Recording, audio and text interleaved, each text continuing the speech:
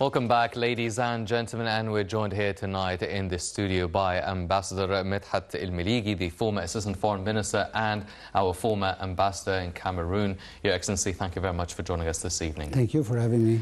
Mr. Ambassador, now, obviously the situation has been escalating day by day since the 7th of October.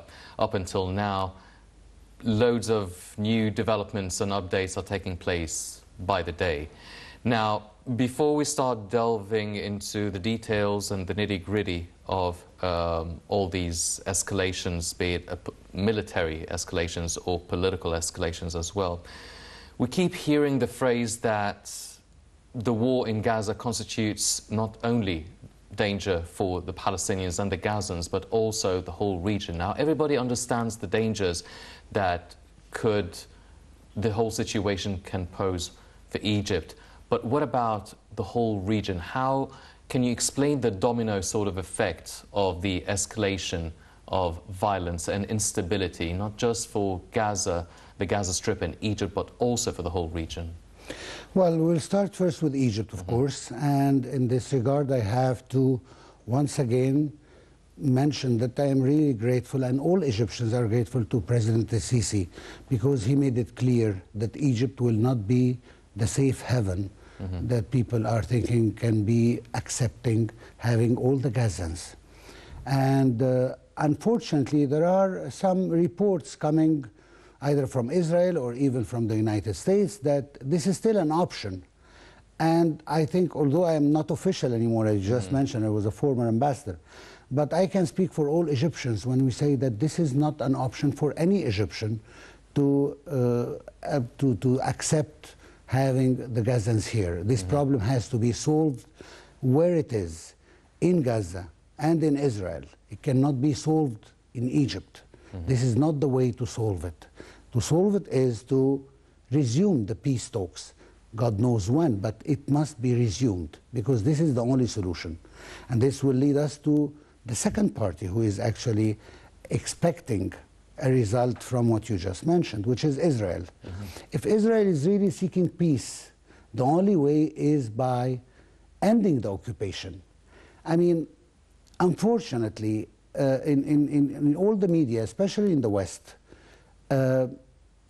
it's as if history started the 7th of October, when Hamas movement or the resistance movement launched an attack on Israel colonies. And since that day, everybody is talking. I mean, it's like this is when it started. Actually, it started long before that. It started with the occupation. And we can say, honestly, that this would not have happened. Even the existence of the movement itself, of Hamas or else, would not exist if there was no occupation. I mean, once the occupation is there, then the resistant movements will be there as well. The minute you remove the occupation, there will no longer need for any resistant movements. So this is the beginning, and we have to understand this. As for the region, of course, as you can see everywhere, I mean, we are talking about the Gulf, who is also touched by this, and of course, the Israel hope for a better relation with Saudi Arabia seems far away, far at least before the 7th or before after that with the Israeli attacks on the Band of Gaza. So we have to take the whole picture together. The Palestinian issue is in the heart of every Arab country, even the one who are the most friends with Israel are having a problem with swallowing what's going on from even a humanitarian point of view. I think we should be working more, because the West didn't understand this point so far. I have here to hand it to Israel. They did good work.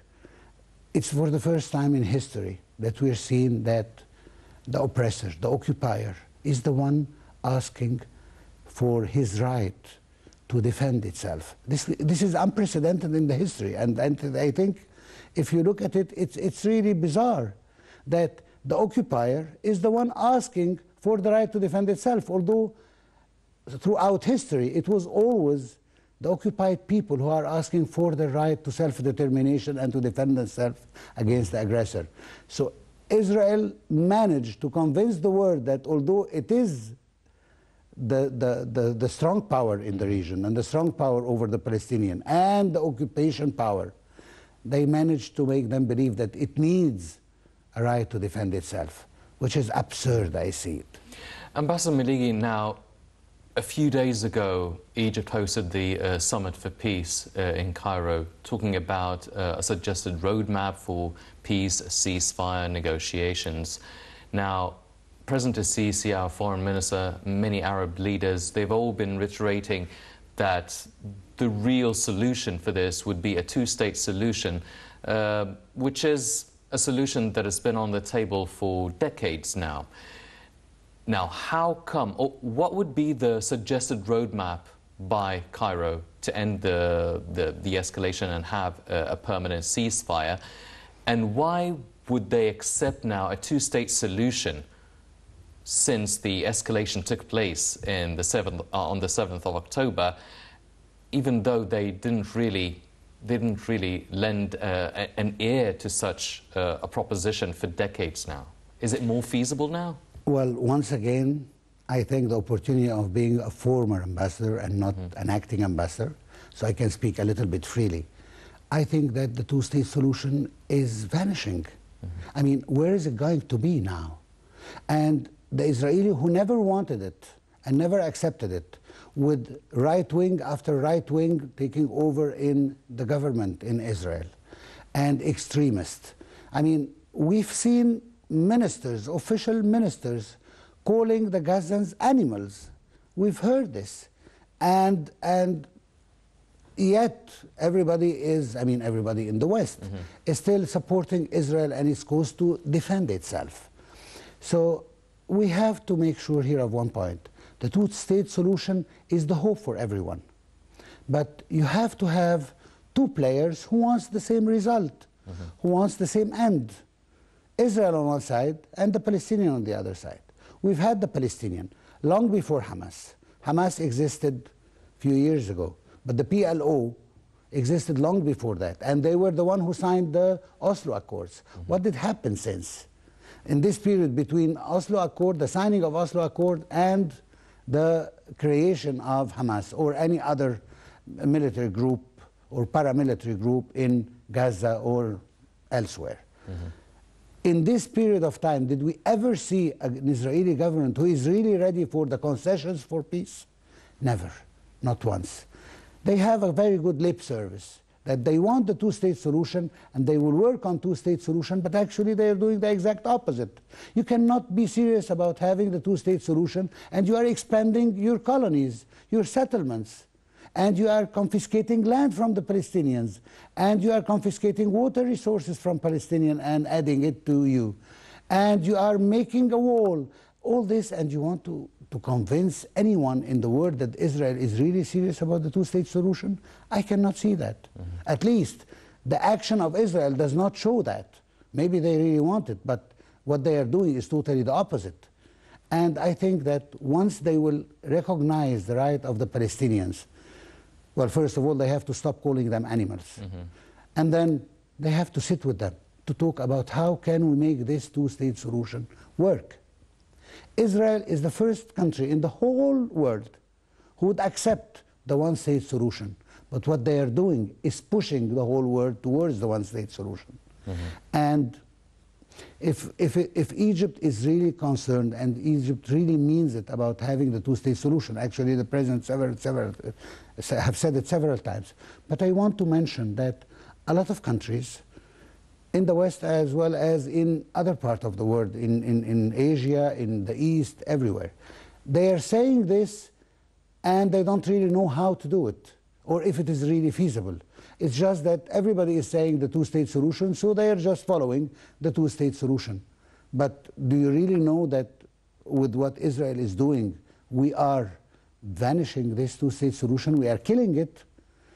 How will Israel sit now after all these massacres, all these, and they can say it, war crimes?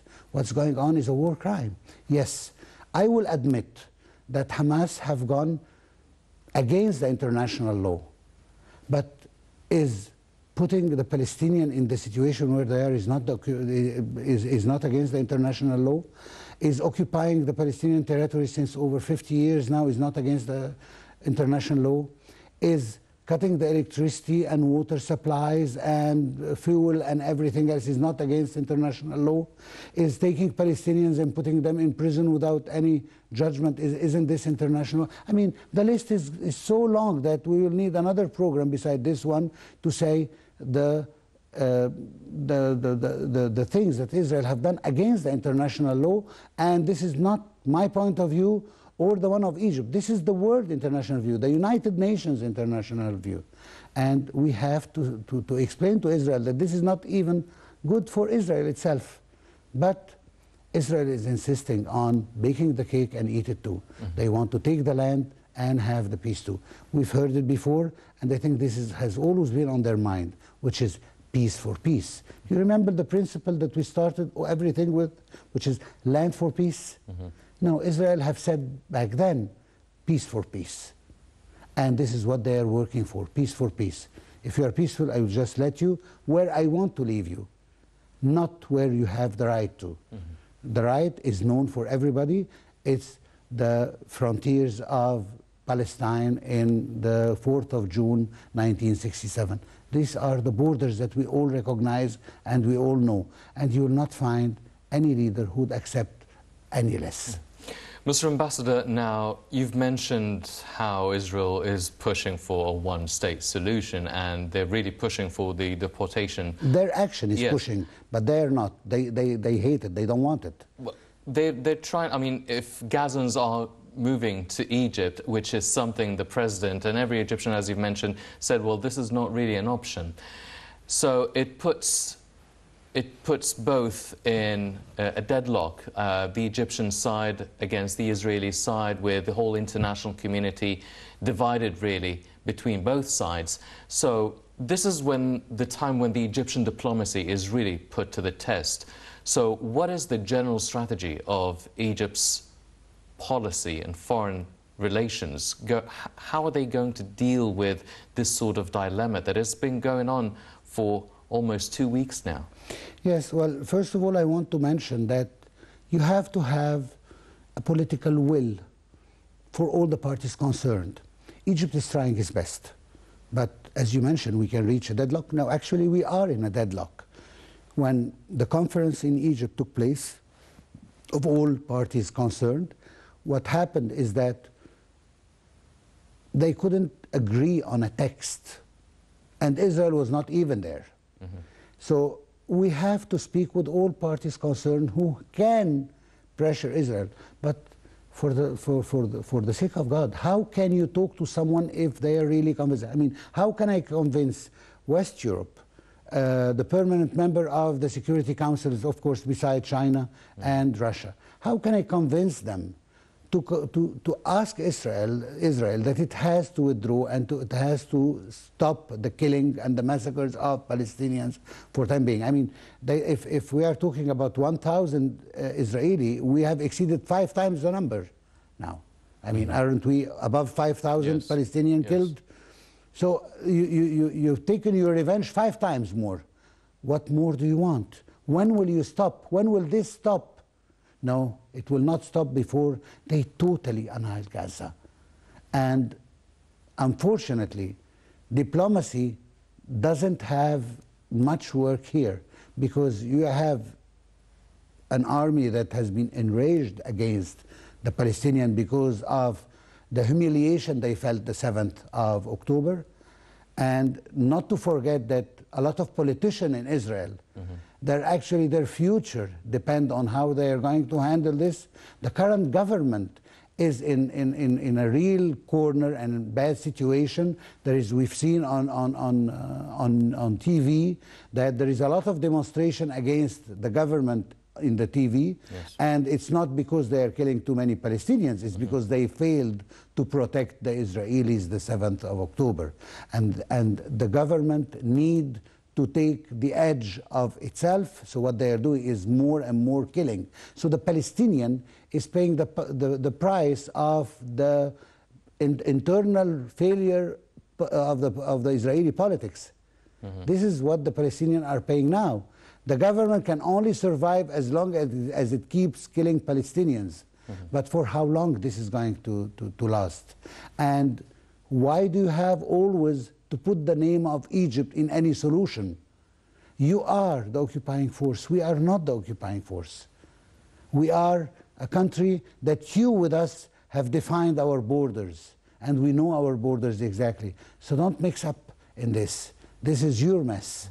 This is your mess because of the occupation and not because of what happened the 7th of October. What happened the 7th of October was a mere result and consequence for what have been happening for so many long. And I want to elaborate on this, if you permit me, for 1 minute. Please. There are so many things that the international world, the international community cannot see. I mean, the humiliation, the daily humiliation, it's not a quantitative thing that you can measure, but there is daily humiliation for Palestinians. There is daily segregation. There is a state of apartheid. There is a lot of things regarding their education, regarding their daily life, regarding things that the world doesn't really pay attention for. But when there are clashes and when there are military operations, that's when the world starts to look. And they start to see it from this point, because all what's before, all the humiliation of the Palestinian people throughout the months and the years, this haven't been seen. And this is maybe our role. We have to show it more. We have to make them understand that living as a Palestinian on your own land, whether we are talking about the West Bank or we are talking about Gaza, is not livable for anyone with a decent human thinking. Yes. So the idea is that it is not about just the military action. Things do not start when the military action. But try to imagine the humiliation on a daily basis. Try to imagine women giving birth to their children on cross lines and on barriers done by the Israeli anywhere they want, anytime they want. And this is a constant humiliation, and nobody see this really. They start seeing when there is the reaction. What we've been seeing are reaction, whether we are talking about any Arab country or the Palestinians themselves. We would never have think of attacking Israel unless it is a reaction to what Israel has been doing. So please, the whole world, they have to stop taking the things from when we start. Yes. And when I say we, I mean here the Palestinian today. When they start to attack. This is an end result. It is not the beginning of things. Yes. And in spite of all that, still a big part of the international community is silent, and the Israeli bombardment of the Gaza Strip continued. Let's check out this report and we'll be right back.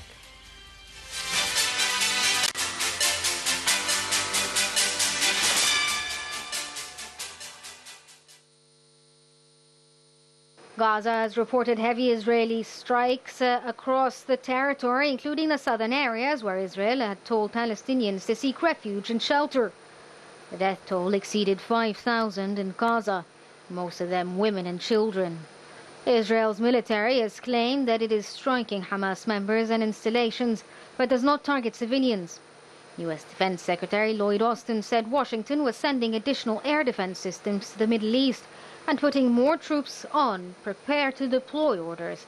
There are growing expectations of a ground offensive that Israel says would be aimed at rooting out Hamas. Israel said it doesn't plan to take long-term control over the small but densely populated Palestinian territories. Israel has vowed to crush Hamas but has given few details about what it envisions for Gaza if it succeeds. Last Friday, Hamas freed its first captives, an American woman and her teenage daughter. Israel says Hamas is still holding at least 210 hostages, though their conditions and if they are even alive remains unknown. Israel had insisted no aid would enter Gaza until Hamas released all the captives. But with pressure from Egypt, Israel agreed to allow humanitarian aid to enter the territory. Following a phone call between President al-Sisi and U.S. President Joe Biden, Israel agreed that the humanitarian aid enter Gaza from Rafah's crossing. Biden said the United States remains committed to ensuring that civilians in Gaza will continue to have access to food, water, medical care, and other assistance without diversion. The border crossing between Egypt and Gaza opened Saturday to let a trickle of desperately needed aid into the besieged Palestinian territory for the first time since Israel sealed it off and began pounding with airstrikes. As convoys of aid trucks entered the Rafah crossing from the Egyptian side to Gaza, witnesses reported a blast and ambulance sirens on the border earlier. Israel's military said one of its tanks accidentally hit an Egyptian position near the border with the Gaza Strip. Several Egyptian border guards sustained injuries after being hit by fragments of an Israeli tank shell. Israel's defense forces expressed sorrow regarding the attack, which is being investigated. Israeli Defense Minister Yoav Gallant laid out a three-stage plan in which airstrikes and maneuvering would aim to root out Hamas before a period of lower-intensity mop-up operations. Then a new security regime would be created in Gaza, along with the removal of Israel's responsibility for life in the Gaza Strip.